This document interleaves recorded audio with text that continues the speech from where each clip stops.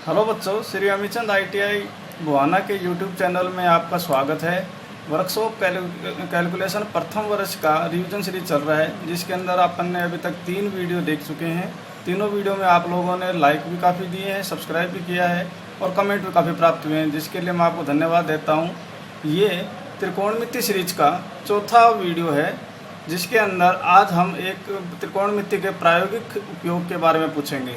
त्रिकोणमिति के अंदर ऊंचाई एवं दूरी जो टॉपिक है, जिसके अंदर हम देखते हैं कि किसी भी पहाड़ी की या नदी की दूरी अपने से या नदी की चौड़ाई, पहाड़ की ऊंचाई आदि का हम अध्ययन करते हैं, जिसके लिए हमें उनके अपने से दूरी या कोण आदि का ज्ञान होना चाहिए। तो सबसे पहले हम अध्ययन करते हैं 2 प्रकार के कोणों का। तो पहला कोण है उन्नयन कोण। उन्नयन कोण जिसे एंगल ऑफ एलिवेशन भी कहते हैं, एंगल ऑफ एलिवेशन भी कहते हैं। इसके लिए देखिए, ये चित्र है। चित्र के अंदर देखिए, धरातल के ऊपर अगर कोई टावर खड़ा है, ये टावर है, ये टावर की चोटी है, और कोई व्यक्ति, कोई मनुष्य यहाँ खड़ा है और टावर की चोटी को देखता है, तो टावर की चोटी को देखने के लिए वह मनुष्य अपनी आँख को क्षैतिज से जितना ऊपर उठाता है, जितना ऊपर उठाता है, मतलब कि क्षैतिज से उसकी आँख जितना ऊपर, जितना डिग्री का कोण बनाती है, उस कोण को उन्नयन कोण कहा जाता है। टावर की चोटी को देखने के लिए मनुष्य क्षैतिज से अपनी आँख को जितना डिग्री से ऊपर उठाता है, तो जो कोण क्षैतिज से बनाती है उसकी आँख, उस कोण को एंगल ऑफ एलिवेशन कहा जाता है, उन्नयन कोण कहा जाता है। दूसरा कोण होता है अवनमन कोण। अवनमन कोण angle of depression. Angle of depression के अंदर अगर कोई व्यक्ति किसी पहाड़ की चोटी पर या टावर की चोटी के टावर के ऊपर ही स्थित है और धरातल पर पड़ी हुई किसी वस्तु को देखता है, तो उसकी आँख क्षैतिज से जितने डिग्री नीचे झुकती है, क्षैतिज से जितने डिग्री उसकी आँख कोण बनाती है, उस कोण को कहा जाता है अवनमन कोण। अगर मनुष्य की आँख क्षैतिज से जितने डिग्री नीचे झुक जाती है, तो उस जो कोण उसकी आँख क्षैतिज से बनाती है, उस कोण को कहा जाता है एंगल ऑफ डिप्रेशन, यानी अवनमन कोण। अब हम इन दोनों कोणों पर कुछ प्रायोगिक प्रश्न करेंगे।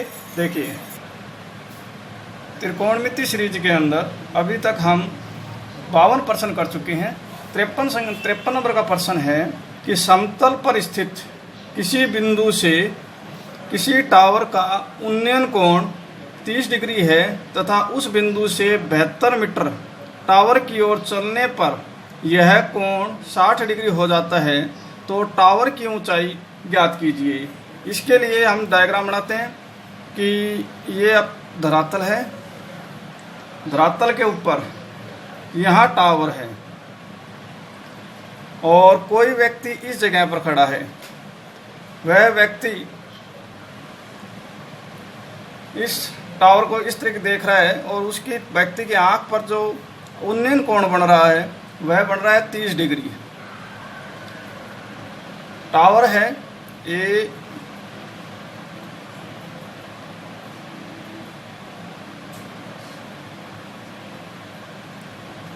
BD यहाँ पर टावर है और टावर की ऊंचाई हमको निकालनी है H, और व्यक्ति इस जगह पर खड़ा है और उसकी आंख पर जो उन्नयन कोण बन रहा है 30 डिग्री का बन रहा है।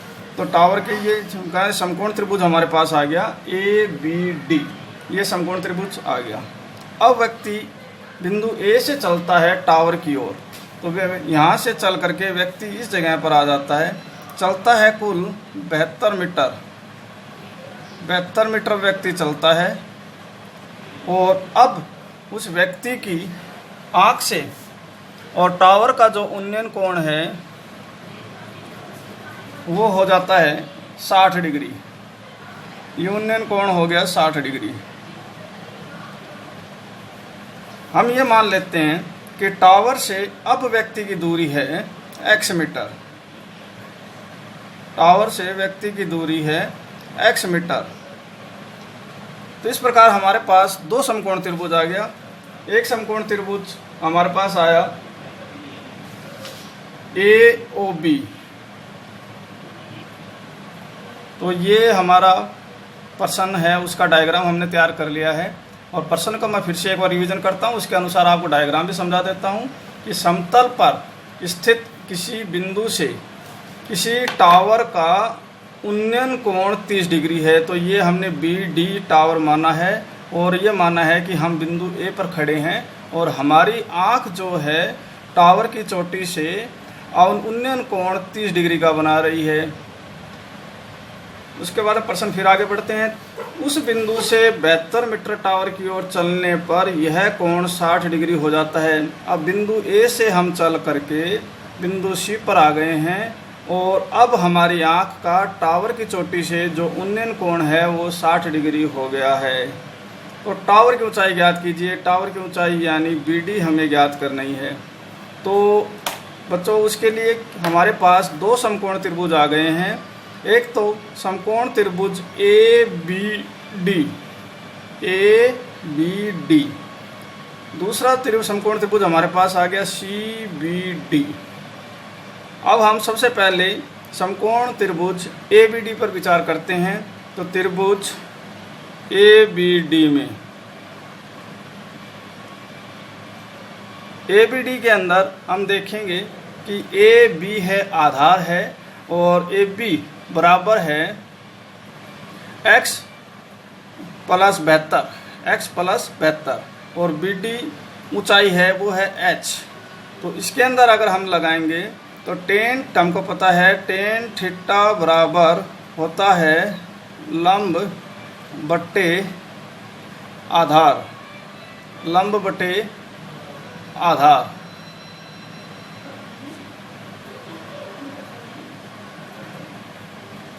लंब बटे आधार। तो यहाँ पर हमारा थीटा है वो 30 डिग्री है। तो टेन 30 बराबर लंब है हमारा बी डी, टेन 30 बराबर है बी डी और आधार है हमारा ए बी हमारा आधार है। तो ये आ गया ए बी। तो बी डी बराबर हो गया एच जो कि हमें ज्ञात करना है। ए बी हो गया x प्लस 72।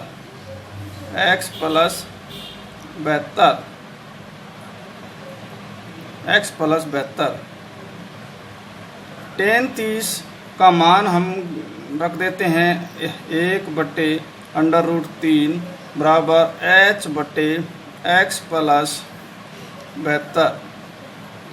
वज्र गुणा करते हैं तो x प्लस 72 यहाँ आज ऊपर चला जाएगा।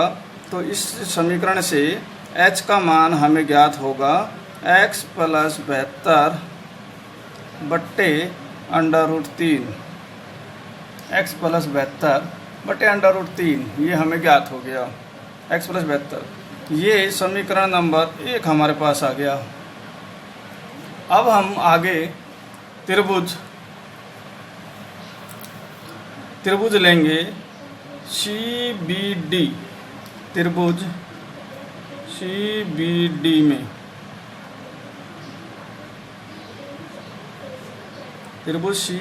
डी में लेंगे। सी बी डी के अंदर टेन, अब थीटा हमारा हो गया टेन 60 डिग्री आ गया थीटा। वही लंब बटे आधार, तो लंब अब की बार हमारा वही h रहेगा लेकिन आधार हो जाएगा सी बी बराबर हो जाएगा h बटे सी बी।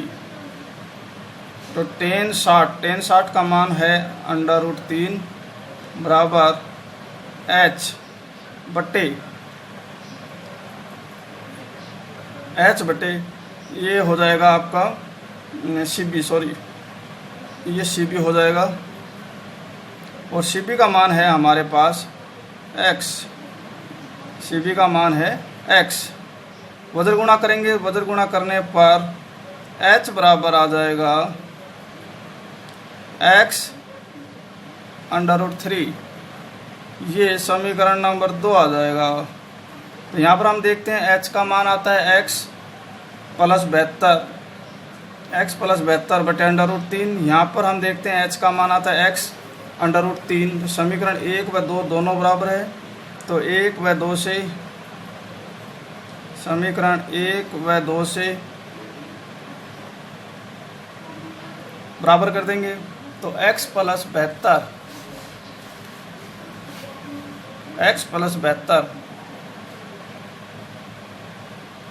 बट्टे √3 बराबर हो जाएगा h एक्स अंडर रूट 3, तो वज्र गुणा करेंगे, वज्र गुणा करने पर हो जाएगा रूट 3 से गुणा होगा तो हो जाएगा 3x बराबर इधर x प्लस 72, x को इधर ले आएंगे, पक्षांतरण करेंगे x का, तो 3x में से x जाएगा तो हो जाएगा 2x बराबर 72 और x बराबर हो जाएगा 72/2 यानी 36 मीटर। इस प्रकार h समीकरण 2 से अगर आप देखते हो h बराबर x अंडर रूट 3, समीकरण 2 से देखेंगे h बराबर है अंडर रूट 3, तो समीकरण 2 से h बराबर x under root 3, x under root 3 का मान है 36 और अंडर रूट 3 का मान है 1.732 इसका मान हो गया। तो अगर हम अब इसको गुणा करेंगे तो ये मान आएगा लगभग 62.35 मीटर, 62.35 मीटर, यानी आपके टावर की ऊंचाई है 62.35 मीटर, 62.35 मीटर टावर की ऊंचाई है आपकी। अगला प्रश्न देखते हैं।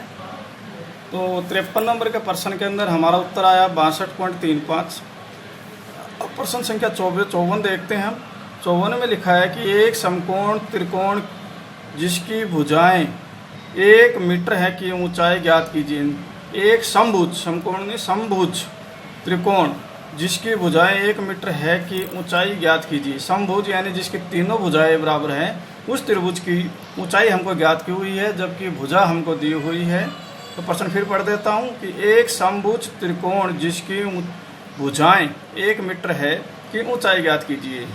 तो बच्चों देखिए, सबसे पहले हम समकोण त्रिभुज समभुज बना लेते हैं। समभुज, ये हमारा समभुज है। समभुज की तीनों भुजाएं बराबर होते, तीनों भुजाएं बराबर है, हमको दी हुई है। ये भुजा भी 1 मीटर है, ये भुजा भी 1 मीटर है और ये भुजा भी 1 मीटर है। अब इस त्रिभुज की ऊंचाई निकालने के लिए हम इसके ऊपरी सिरे से नीचे आधार पर लंब डालते हैं, ये इसकी ऊंचाई बताएगा। तो ये इसकी ऊंचाई आ गई। तो ये जो लंब है ये इसकी ऊंचाई है, इसको मान लिया हमने h है। समबाहु त्रिभुज के अंदर अगर आप आधार पर लंब डालते हैं तो जो लंब है वो आधार को बराबर 2 भागों में विभाजित करता है। तो ये 1 मीटर का आधार है त्रिभुज, मान लिया हमने ABC, इसके अंदर BC आधार है। तो जो A बिंदु से जो लंब डाला गया है वो आधार BC को 2 बराबर भागों में विभाजित करेगा। तो 1 मीटर, तो ये आधार के 2 हिस्से हो गए, ये आधा मीटर इधर आ गया और ये आधा मीटर इधर आ गया। अब यहाँ पर हम एक नया बिंदु ले लेते हैं O। तो त्रिभुज AOB में समकोण त्रिभुज बना AOB। समकोण त्रिभुज AOB के अंदर हमारे पास ये कर्ण है AB जो कि 1 मीटर का है, आधार है OB जो कि आधी मीटर का है, लंब OA हमें निकालना है जिसे हमने H माना है। तो AOB में पाइथागोरस प्रमेय लगाने पर पाइथागोरस प्रमेय कहती है कि लंब का वर्ग बराबर होता है कर्ण का वर्ग माइनस आधार का वर्ग। तो लंब हमारा है इसके अंदर h स्क्वायर, कर्ण हमारा है 1 मीटर। तो लंब हमारा है h, तो लंब का स्क्वायर यानी h का स्क्वायर। कर्ण हमारा है AB और कर्ण की जो लंबाई है 1 मीटर है, तो 1 का वर्ग माइनस आधार है हमारा 1/2 मीटर, तो 1/2 इसका वर्ग। तो h स्क्वायर बराबर हो गया 1 माइनस 1/4 वर्ग। लघुत्तम हम लेते हैं तो 1 और 4 का लघुत्तम आ गया 4। 4 में 1 का भाग दिया 4 बार, 4 को 1 से गुणा किया 4। 4 में 4 का भाग दिया 1 और 1 को 1 से गुणा किया 1। बराबर 3/4। तो एच स्क्वायर हमें मिला 3/4। तो एच बराबर हो जाएगा √3/4। 3 का वर्गमूल √3, 4 का वर्गमूल 2। तो h बराबर हो गया √3/2 मीटर। तो हमारे जो समभुज त्रिभुज की जो ऊंचाई है वो आ गई √3/2। तो प्रश्न के अनुसार हमारे जो समभुज है उसकी जो ऊंचाई है √3 में दी हुई है, 0.84 दी हुई है। तो हम इस प्रश्न को थोड़ा और आगे सॉल्व करते हैं। √3 का मान होता है 1.732/2। 1.732 के अंदर हम भाग देंगे 2 का, तो आएगा 0.84 मीटर। तो हमारा जो समभुज त्रिभुज है उसकी जो ऊंचाई है वह है 0.84 मीटर, यानी उत्तर हो गया ए का। 54 के प्रश्न के अंदर उत्तर आ गया ए का 0.84 मीटर। अब अगला प्रश्न लेंगे हम 55 का। देखिए ये बड़े आसान क्वेश्चन हैं और प्रैक्टिकल अगर आपको ये अगर किसी मीनार वगैरह की ऊंचाई अगर ज्ञात हो, कोण ज्ञात हो, तो आप कोई भी दूसरी भुजा या अपने से दूरी आसानी से ज्ञात कर सकते हैं। हम अगला प्रश्न लेते हैं 55 का। 55 का प्रश्न अगर आप देखिए, लिखा है कि एक टीले की ऊंचाई ज्ञात करो यदि जमीन के एक बिंदु से टीले के शिखर तक का उठाव 60 डिग्री, जमीन के बिंदु से टिल्ले के आधार तक की दूरी बराबर 100 मीटर है। तो यानी एक टिल्ले की ऊंचाई ज्ञात करनी है और हमें दिया हुआ है कि जमीन के एक बिंदु से टिल्ले के शिखर यानी चोटी की उन्नयन कोण हमें दिया हुआ है, साथ ही जमीन के उस बिंदु से टिल्ले के आधार तक की दूरी भी आपको दी हुई है 100 मीटर। तो देखिए हम फिर से इसके लिए चित्र बनाते हैं, डायग्राम बनाते हैं। तो ये अपना धरातल मान लेते हैं, ये धरातल है। धरातल पर हम ये मान लेते हैं कि ये हमारा टीला है। टीले का ये हमारा केंद्र बिंदु मान लेते हैं और कोई बिंदु यहाँ पर है, इस बिंदु पर। तो टीले के आधार पर और धरातल पर स्थित उस दोनों बिंदुओं के बीच में दूरी जो है वो है 100 मीटर। अगर हम टीले के चोटी को इस बिंदु से देखते हैं तो उसका कोण उठाव कोण यानी उन्नयन कोण बन जाता है 60 डिग्री। तो इस प्रकार हमें समकोण त्रिभुज प्राप्त हो जाता है ABC। हमें टीले की ऊंचाई यानी BC ज्ञात करनी है। BC ज्ञात करनी है, टीले की ऊंचाई मान ली, टीले की ऊंचाई है H, तो हमें BC ज्ञात करनी है और त्रिभुज बन गया हमारा ABC। इस त्रिभुज के अंदर हम टेन थीटा का सूत्र यूज करते हैं। तो त्रिभुज ABC में अब थीटा यहाँ पर है हमारा 30 डिग्री और जो BC है ये लंब बन जाएगा त्रिभुज का और AB है आधार बन जाएगा। तो त्रिभुज का सूत्र हम लगाते हैं त्रिकोणमिति का, टेन थीटा बराबर लंब बटे आधार। थीटा हमारा यहाँ पर 60 डिग्री है तो ये होगा टेन 60, लंब हमें निकालना है, आधार हमें दे रखा है 100 मीटर। टेन 60 का मान आप जानते हो √3 होता है बराबर H/100। वज्र गुणा करेंगे तो H बराबर हो जाएगा 100 √3 बराबर हो जाएगा 100 गुणा √3 का मान आ गया 1.732। √3 का मान 1.732। 100 को 1.732 से गुणा करते हैं 173.2 मीटर आता है, 173.2 मीटर आता है। इस प्रकार टीले की जो ऊंचाई H है 173.2 हो जाएगी। तो हमारे प्रश्न के अंदर टीले की ऊंचाई हो जाएगी 173.2 2 और उत्तर हो जाएगा डी का 55% में आपका उत्तर होगा 173.20 मीटर। आप अगला प्रश्न लेते हैं हम 56 का। तो उसके लिए फिर से हम डायग्राम बनाते हैं, क्योंकि ये जो प्रश्न 5-6 प्रश्न हैं जो कि प्रायोगिक तौर पर सारे के सारे चित्रों पर आधारित हैं, तो इनको आप चित्रों की सहायता से बड़े आसानी से कर सकते हैं। तो हम अगला प्रश्न आपको बताते हैं। देखिए 56 का प्रश्न है कि 3 मीटर ऊंचे खंभे की परछाई की लंबाई 3 मीटर है, उस सूर्य का उन्नयन कोण होगा। 3 मीटर ऊंचे खंभे की परछाई की लंबाई 3 मीटर है, तो उस सूर्य का उन्नयन कोण होगा। 3 मीटर ऊंचे खंभे की लंबाई 3 मीटर है, उस सूर्य का उन्नयन कोण होगा। तो प्रश्न को आप चित्र से समझिए। अगर हम यूँ मान लेते हैं कि ये हमारा धरातल है, धरातल के ऊपर यहाँ ये खंभा है और खंभे के पीछे यहाँ हम मानते हैं कि सूर्य स्थित है, तो इस खंभे की परछाई इधर आएगी, यहाँ खंभे की परछाई आएगी इस साइड।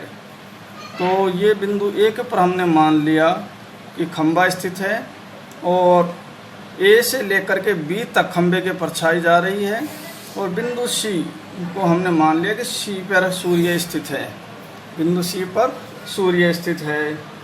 तो परछाई की जो लंबाई है प्रश्न के अनुसार 3 मीटर दी गई है, और खंभे की जो लंबाई है वह भी हमें 3 मीटर दी हुई है। हमसे पूछा गया है कि सूर्य का इस बिंदु ए से उन्नयन कोण कितना हो जाएगा। सूर्य का बिंदु ए से उन्नयन कोण कितना होगा। तो देखिए प्रश्न के अंदर लंब हमें दी समकोण त्रिभुज ए बी सी हमको मिला है, जिसके अंदर ए बी आधार है, ए सी लंब है। और आप जानते हो लंब में और आधार में त्रिकोणमितीय अनुपात tan का होता है। तो tan थीटा बराबर लंब बटे आधार।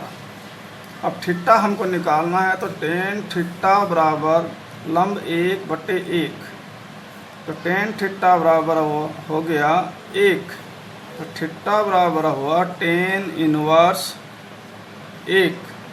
तो tan थीटा के लिए एक मान थीटा के 45 डिग्री के ऊपर होता है। tan के लिए थीटा का मान 45 डिग्री पर 1 होता है। तो आपके प्रश्न के अंदर 56 के प्रश्न के अंदर उत्तर हो जाएगा 3 मीटर ऊंचे खंभे की परछाई की लंबाई 3 मीटर दी हुई है, सूर्य का उन्नयन कोण ज्ञात करना है। तो 56 के अंदर उत्तर हो जाएगा बी का 45 डिग्री। अब अगला प्रश्न आप देखिए, किसी समय एक खंभे की ऊंचाई व परछाई की लंबाई समान है तो सूर्य का उन्नयन कोण होगा। दोनों प्रश्न एक समान है, केवल अंतर इतना है कि पहले 56 के प्रश्न के अंदर खंभे की लंबाई 3 मीटर दी हुई थी, परछाई की लंबाई भी 3 मीटर दी हुई है, जबकि इसके अंदर यह बताया गया है कि खंभे की ऊंचाई व परछाई की लंबाई समान है। तो समान तो उसमें के अंदर भी थी, उसमें 3-3 मीटर दी हुई थी, वैसे इसमें दी हुई नहीं है, लेकिन बताया हुआ है कि समान है। तो उन्नयन कोण निकालना है। तो ये प्रश्न 57 का हम हल करते हैं। तो इस प्रश्न को आप देखिए, वही पहले जैसा जो प्रश्न है बिल्कुल वैसा ही प्रश्न है। इसके अंदर आप ये मान लीजिए कि ये धरातल है, इस धरातल के ऊपर ये खंभा है आपका, ये खंभा है, और खंभे की जो लंबाई है h मीटर है, और इसकी जो परछाई यहाँ तक आ रही है, ये बिंदु A परछाई गई B तक, तो A और B के बीच की दूरी है ये भी h, क्योंकि समान बताई है। और ये हमारा समकोण त्रिभुज तैयार हो गया C। तो ABC यहाँ पर हमको निकालना है थीटा, उन्नयन कोण निकालना है। त्रिभुज ABC तैयार हो गया है, और आधार हमको h दिया है, AC भी h दिया है, क्योंकि परछाई और खंभे की लंबाई दोनों बराबर है।